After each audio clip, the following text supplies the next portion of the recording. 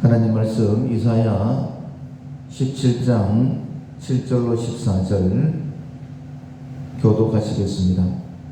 그 날에 사람이 자기를 지으신 이를 바라보겠으며 그의 눈이 이스라엘의 거룩하신 이를 뵙겠고 자기 손으로 만든 제단을 바라보지 아니하며 자기 손가락으로 지은 아세라나 태양상을 보지 아니할 것이며 그 날에 그 견고한 성읍들이 옛적에 이스라엘 자손 앞에서 버림받은 숲풀 속의 처소와 작은 산 꼭대기의 처소 같아서 황폐하리니 이는 네가 네 구원의 하나님을 잊어버리며 네 능력의 반석을 마음에 두지 아니한 까닭이라. 그러므로 네가 기뻐하는 나무를 심으며 이방의 나무 가지도 이종하였도다. 네가 심는 날에 울타리를 두르고 아침에 네 씨가 잘 발육하도록 하였으나 근심과 심한 슬픔의 날에 농작물이 없어지리라. 슬프다 많은 민족이 소동하였으되 바다 파도가 치는 소리같이 그들이 소동하였고 열방이 충돌하였으되 큰 물이 몰려든 같이 그들도 충돌하였도다. 열방이 충돌하기를 많은 물이 몰려온과 같이 하나 주께서 그들을 꾸짖으시니 그들이 멀리 도망함이 산에서 벼가 바람 앞에 흩어짐 같겠고 폭풍 앞에 돋우는 티끌 같을 것이라. 보라, 저녁에 두려움을 당하고 아침이 오기 전에 그들이 없어졌나니 이는 우리를 노력하는 자들의 몫이요 우리를 감탄하는 자들의 보응이니라. 아멘. 아람, 에브라임, 유다, 열방에 대한 경고라는 제목으로 함께 은혜를 나누겠습니다. 하나님께서 때로 우리를 징계하기도 하십니다. 그러나 하나님의 징계는 고통이 목적이 아니라 구원이 목적임을 우리는 분명히 알고 있습니다. 따라서 혹시 힘들고 어렵다고 한다면 내가 하나님을 떠난 것은 아닌가? 이사야, 여호와는 나의 구원이시다. 하나님께서 구원의 하나님께로 나를 돌아오라고 말씀하시는 것은 아닌가? 우리가 주일날도 말씀을 들었고 또 계속해서 말씀을 듣는 것처럼 우리는 죄로 인하여서 멸망당하는 것이 아니라 어차피 우리는 죄를 지은 죄인들입니다. 그런데 멸망하는 이유는 하나님께서 돌아오라고 우리를 부르시고 우리의 죄를 깨닫게 하실 때에 회개치 아니하는 고집 때문임을 우리가 반드시 알아야 될 것이고 우리의 죄를 깨닫게 하실 때에 하나님께로 돌아오는 지혜가 우리 가운데 있어야 될 것입니다. 고집 부리지 않고 우리의 죄를 인정하고 하나님 앞에 나와서 우리의 모든 무너진 것들이 회복되고 더 강건한 모습으로 하나님을 섬기는 우리가 되기를 소원합니다. 서론 같이 읽겠습니다. 이사야는 아람과 열방 그리고 하나님을 떠나 이들과 하나 된 북이스라엘과 유다 모두에게 경고의 말씀을 주신다. 이들을 향한 하나님의 심판은 반드시 이루어진다. 그러나 이 심판 속에서도 약속만을 붙드는 남은 자들은 보존된다. 아담과 하와가 범죄했을 때에 하나님께서 여인의 후손을 약속하셨습니다. 그리고 하나님께서 구원의 방법으로 아브라함을 부르셨죠. 그리고 많은 믿음의 사람들을 세워가시는데 그들에게도 언제나 약속을 주셨습니다. 그것처럼 하나님께서는 우리를 생명의 길로 인도하실 때에 약속의 말씀, 그것을 언약이라고 하죠.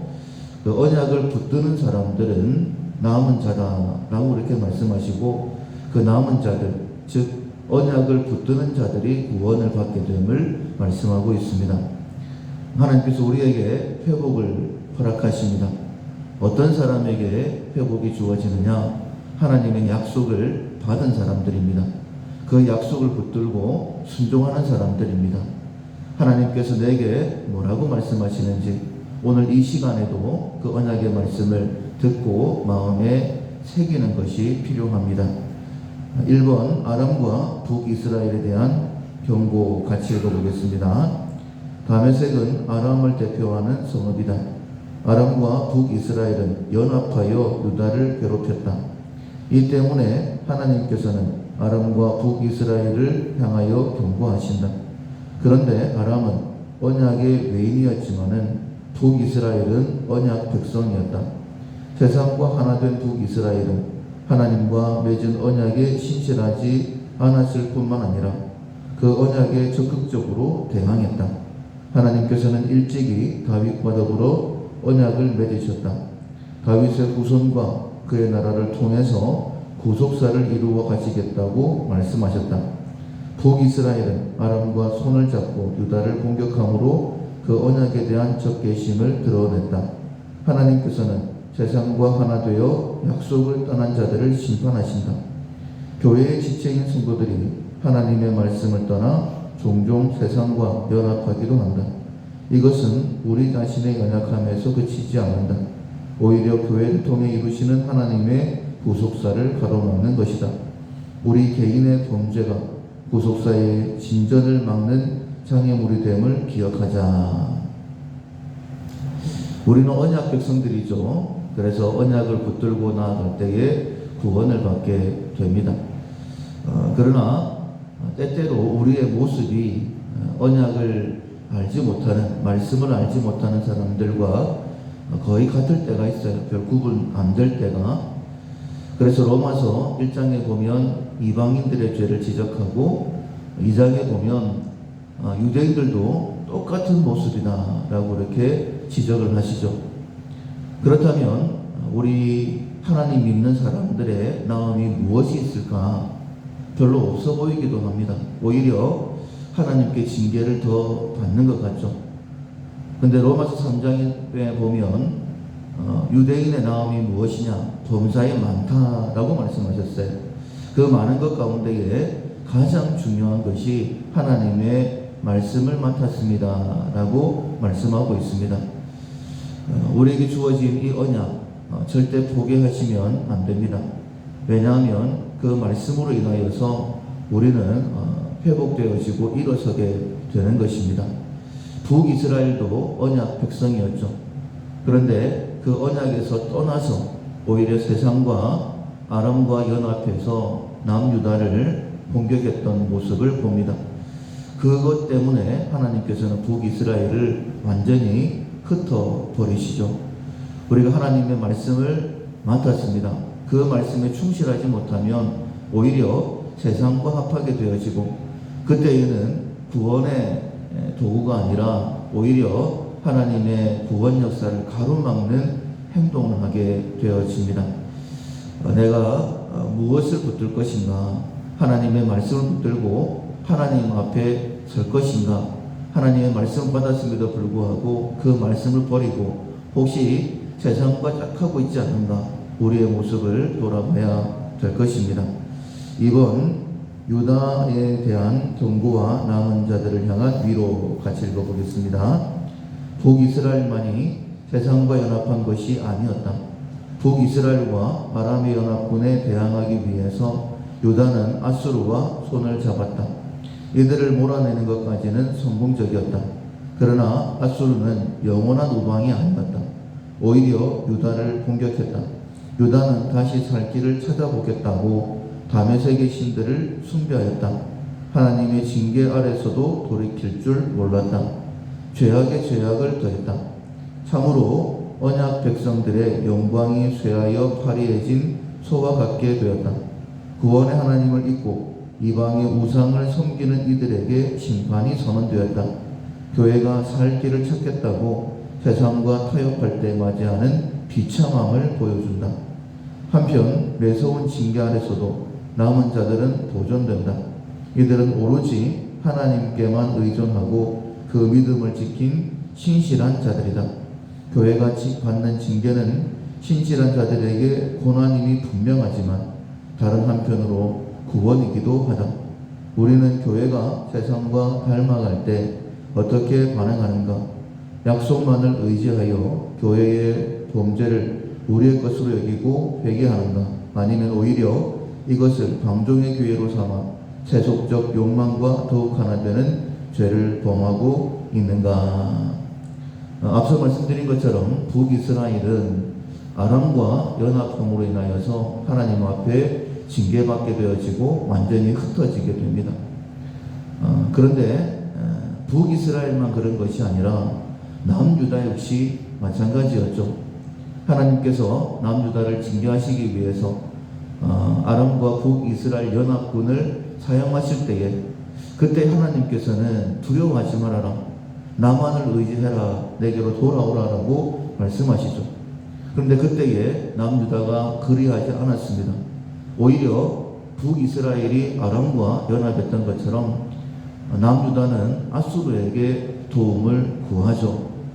그래서 하나님께서는 이 아수르로 남유다를 또 심판을 하시고 궁극적으로 회개하고 돌아오지 아니함으로 인하여서 우리가 알고 있는 것처럼 바벨론에게 멸망당하게 되어집니다. 모습은 비슷합니다. 그런데 여기에도 하나님의 은혜가 있죠. 남유다를 완전히 흩어버리지 아니하시고 그리고 멸망당할 때에도 70년 만에 회복될 것이다 라고 말씀을 주십니다. 멸망당할 수밖에 없는 모습이 우리의 모습이에요. 전혀 소망이 없어 보입니다. 그러나 아담과 하와 이래로 하나님께서는 언약의 말씀을 주셨고 그 언약의 말씀을 하나님께서 스스로 이루어 가십니다. 아하스 왕이 징조를 구하지 아니하겠다라고 그렇게 얘기할 때에 하나님께서 친히 내가 징조를 주겠다라고 말씀하시면서 임마누엘을 약속하시죠. 우리는 하나님의 구원을 거부하고 있음에도 불구하고 하나님께서 우리를 찾아와 주셔서 구원하시겠다라고 하나님의 의지를 나타내십니다. 그러나 그렇다고 해서 모든 남유다 백성들이 구원받은 것은 아니죠. 오직 그 가운데에 하나님의 말씀을 붙드는 자들만이 구원을 받았던 것을 보게 됩니다. 고레스 왕이 하나님께서 내게 명하셨다. 그러니 원하는 자들은 예루살렘으로 올라가서 성벽을 재건하라, 성전을 건축하라 라고 명령을 하죠. 오직 원하는 자들만 예루살렘으로 올라오게 되는 거예요. 하나님의 약속의 말씀을 끝까지 붙드는 자들입니다. 어떤 형편 가운데 있다 할지라도 하나님께서 내게 허락하신 말씀을 붙드십시오. 하나님께서는 말씀하신 것을 반드시 이루시는 분이십니다. 우리가 하나님께로부터 구원받기 위하여 좋은 것을 얻기 위하여 반드시 준비해야 되는 것이 그릇입니다. 그 그릇은 믿음의 그릇임을 우리가 알고 있죠. 하나님께서는 우리의 믿음의 그릇이 온전한지를 반드시 살펴보십니다. 내게 주신 말씀, 그 말씀을 끝까지 붙들고 있으면 반드시 하나님의 구원을 경험하게 될 것입니다. 흔들리지 아니하고 언약을 붙드는 그 사람이 남은 자이고 언약을 붙드는 자가 하나님께로 돌아가는 자임을 기억하고 약속의 말씀을 붙드는 그런 결단이 다시 한번 우리 가운데 있어야 될 것입니다. 3번 열방에 대한 경고와 남은 자들의 구원 같이 읽어보겠습니다. 이사야는 교훈을 정리한다. 이스라엘을 둘러싸고 아람과 아수르가 소동하였다. 큰 홍수처럼 열방이 이스라엘을 휩쓸었다. 밀려드는 큰 물에도 남은 자를 향한 구원의 약속은 흔들림이 없다. 여호와만을 의지하는 남은 자들은 부지불식간에 약속의 시련을 마주하게 될 것이다. 약속을 붙드는 교회를 구원하시겠다는 하나님의 확고한 선포를 새겨듣자. 우리의 시대가 아무리 어둡더라도 하나님의 약속은 사라지지 않는다. 오히려 더 밝게 빛나며 굳게 서 있음을 바라보고 확신하자. 우리가 오늘 17장에 있는 말씀을 함께 읽었는데 다메섹, 아람, 그리고 북이스라엘, 열방, 남유다에 대한 하나님의 경고의 말씀들을 기록해 주셨죠. 근데 7절에 보면 그 날에 사람이 자기를 지으신 이를 바라보겠으며 그의 눈이 이스라엘의 거룩하신 이를 뵙고 자기 손으로 만든 제단을 바라보지 아니하며 자기 손가락으로 지은 아세라나 태양산을 보지 아니할 것이다. 이렇게 말씀을 하십니다. 이 그 날은 하나님께서 적극적으로 개입하시는 어떤 사람에게는 심판의 날이지만은 남은 자들, 유다 가운데에 남은 자들에게는 구원의 날이다 라고 우리가 말씀을 듣고 있습니다. 하나님께서 개입하시는 그 날이 있습니다. 그 날에 어떤 사람이 구원을 받느냐? 자기를 지으신 이를 바라보는 사람들입니다. 자기 눈이 이스라엘의 거룩하신 이를 배우는 자들이다 라고 말씀하고 있어요. 예전에는 자기 손으로 만든 제단을 바라보았고, 그리고 아세라나 태양성을 바라보았었지만은 하나님께서 개입하실 때에 그 모든 것을 내려놓는 사람들이다 라고 말씀하고 있죠. 그 날이기 때문에, 하나님의 징계가 임하는 날이기 때문에 마치 큰 물이 달려드는 것처럼 우리에게 두려움이 있을 수 있습니다. 그러나 13절에 보면 이렇게 말씀하시죠. 열방이 충돌하기를 많은 물이 몰려온 같이 하나 주께서 그들을 꾸짖으시리니. 그러니까 열방이, 아수르가 쳐들어오고 바벨론이 쳐들어올 때에 하나님께서 그들을 꾸짖으신다라고 말씀하고 있습니다. 그들이 멀리 도망함이 산에서 겨가 바람 앞에 흩어진 같겠고 폭풍 앞에 떠도는 티끌 같을 것이라. 우리는 감당하기 어려운 그런 어려움인데 하나님께서는 한순간 아무것도 아닌 것처럼 그 문제를 해결해 버리신다라는 거예요. 그래서 그것을 이렇게 표현을 했습니다. 보라, 저녁에 두려움을 당하고 아침이 오기 전에 그들이 없어진다. 사랑하는 성도 여러분, 마치 우리를 집어삼킬 것 같은 그런 두려움이 임하는 일이라 할지라도 아침이 오기 전에 그것이 사라진다라고 분명히 말씀을 하십니다. 오늘 혹시 이 말씀이 여러분의 마음에 새겨진다라고 한다면 여러분 두려워하지 마십시오. 혹시나 두려움이 저녁에 폭풍처럼 큰 물처럼 밀려온다 할지라도 아침에는 없어진다라고 말씀을 하세요.